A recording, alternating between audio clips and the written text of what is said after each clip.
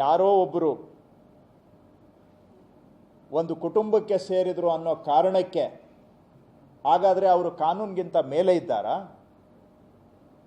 ಹಾಗಾದರೆ ಸಂವಿಧಾನ ಅವ್ರಿಗಿಂತ ಕೆಳಗಡೆ ಇದೆಯಾ?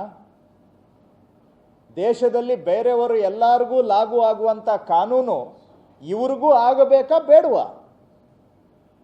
ಯಾವುದೋ ಒಂದು ಮನೆಗೆ ಸೇರಿದ್ದಾರೆ ಅಂಥೇಳಿ ಅವ್ರಿಗೆ ಕಾನೂನು ಮುಟ್ಟಲೇಬಾರ್ದು. ಹಾಗಾದರೆ ಏನು ಅವರನ್ನು ಮುಟ್ಟಿದ್ರೆ ಯಾಕೆ ಪ್ರಜ್ವಲ್ಲು ಮತ್ತು ರೇವಣ್ಣ ಅವ್ರನ್ನ ಮಾತ್ರ ಇನ್ವೆಸ್ಟಿಗೇಷನ್ ಮಾಡ್ತಾ ಇದ್ದಾರೆ ಅಂದರೆ ಇನ್ಯಾರನ್ನ ಮಾಡಬೇಕು? ಕಿಡ್ನ್ಯಾಪ್ ಮಾಡೋಕ್ಕೆ ಹೋಗಿದ್ದು ಯಾರು? ಈ ಪ್ರಕರಣ ನಡೆಸಿದ್ದು ಯಾರು? ಅವ್ರನ್ನ ಬಿಟ್ಬಿಟ್ಟು ಯಾರನ್ನ ದಾರಿಯಲ್ಲಿ ಹೋಗೋರನ್ನ ಸಂತ್ರಸ್ತರನ್ನ ಎನ್ಕ್ವೈರಿ ಮಾಡಬೇಕಾಗಾದ್ರೆ. ಸೊ ಹಾಗಾಗಿ ಈ ರೀತಿ ನಮಗೆ ನಾವು ಕಾನೂನಿನ ಮೇಲೆ ಇದ್ದೇವೆ ಅಂತ ತಿಳ್ಕೊಂಡ್ರೆ ನಾವು ಯಾರೂ ಸಹ ಕಾನೂನು ಮೇಲೆ ಇರಬಾರದು. ನಡೀತವೆ ಕೆಲವರೆಲ್ಲ ನಾವು ಕಾನೂನು ಮೇಲೆ ಇದ್ದೀವಿ, ಅದು ಕಾಲ ನಡೆದಿದೆ, ಆದರೆ ಯಾವತ್ತಿಗೂ ಕೂಡ ಅದೇ ಸಾಧ್ಯ ಆಗಲಿಕ್ಕೆ ಆಗೋದಿಲ್ಲ. ನಾವೆಲ್ಲರೂ ಕಾನೂನಿಗೆ ತಲೆಬಾಗಬೇಕು. ಹಾಗೂ ನಾವ್ಯಾರೂ ಕೂಡ ಕಾನೂನು ಮೇಲೆ ಅಲ್ಲ ಅನ್ನುವಂಥದ್ದು ನನ್ನ ನಂಬಿಕೆ. ಅದಕ್ಕೆ ನಾವೆಲ್ಲರೂ ಕೂಡ ಬದ್ಧರಾಗಿರಬೇಕು. ಒಂದು ಫ್ಯಾಮಿಲಿ ಆಗಿದ್ದ ಕೂಡಲೇ ಏನು ಕಾನೂನಿನಿಂದ ಹೊರಗಿದ್ದಾರಾ? ಯಾಕೆ ಇವ್ರನ್ನ ಮಾತ್ರ ಎನ್ಕ್ವೈರಿ ಮಾಡ್ತಾ ಇದ್ದೀರಿ ಅಂದರೆ ಇನ್ಯಾರು ಮಾಡಲೇಬಾರ್ದು? ಹಾಗಾದರೆ ಇನ್ವೆಸ್ಟಿಗೇಷನ್ನೇ ಮಾಡಬಾರ್ದು ಅಂತ ಹೇಳಿದರೆ ಇಷ್ಟು ಮಹಿಳೆಯರ ಮೇಲೆ ದೌರ್ಜನ್ಯ ಯಾಕೆ ಮಾಡಿದ್ರಿ?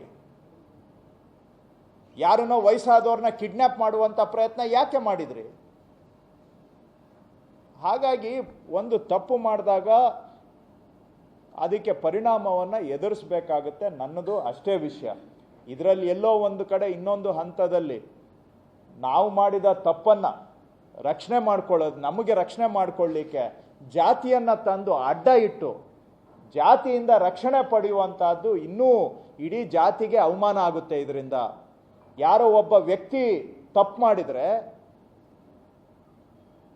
ಹಾಗಾದರೆ ಅವರು ಒಂದು ಜಾತಿಗೆ ಸೇರಿದವರು ಅಂತ ಇಡೀ ಜಾತಿಯವರು ತಲೆ ತಗ್ಗಿಸ್ಬೇಕಾ?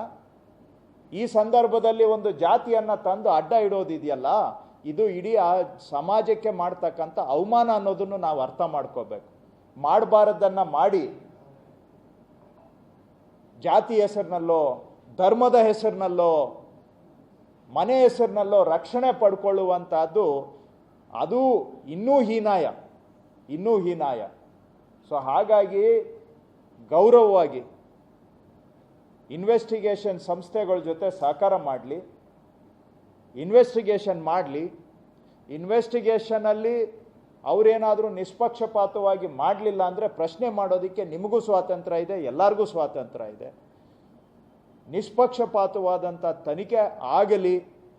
ಅದನ್ನು ಬಿಟ್ಟು ನಾವು ಬೇರೆ ಕಡೆಗೆ ಗಮನಗಳು ಕೊಡುವಂಥದ್ದು ಸರಿಯಲ್ಲ.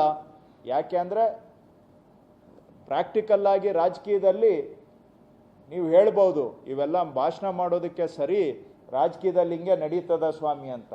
ಇಲ್ಲ, ನಡೆಯೋದಿಲ್ಲ, ನಾನು ಒಪ್ಕೊಳ್ತೇನೆ. ಆದರೆ ಹಾಗಂತೇಳಿ ಇಂತಹ ಒಂದು ಅತ್ಯಂತ ದೌರ್ಭಾಗ್ಯದ ಘಟನೆ ಇದು, ನಾಗರಿಕ ಸಮಾಜದ ಮನಸ್ಸನ್ನು ಕಲಕುವಂಥ ಘಟನೆ ಇದು, ಪ್ರಪಂಚದ ಅತಿ ದೊಡ್ಡ ಲೈಂಗಿಕ ದೌರ್ಜನ್ಯ ಪ್ರಕರಣ. ಇಂಥದ್ರಲ್ಲೂ ಕೂಡ ನಾವು ಅಡ್ಜಸ್ಟ್ಮೆಂಟು ಕಾಂಪ್ರಮೈಸ್ಗೆ ಇಳಿದು ಬಿಟ್ಟರೆ ಮಾನವೀಯರಾಗಿ ನಾವು ಮನುಷ್ಯರಾಗಿ ಉಳಿಯೋದಿಲ್ಲ. ಇದು ನನ್ನ ಅಭಿಪ್ರಾಯ.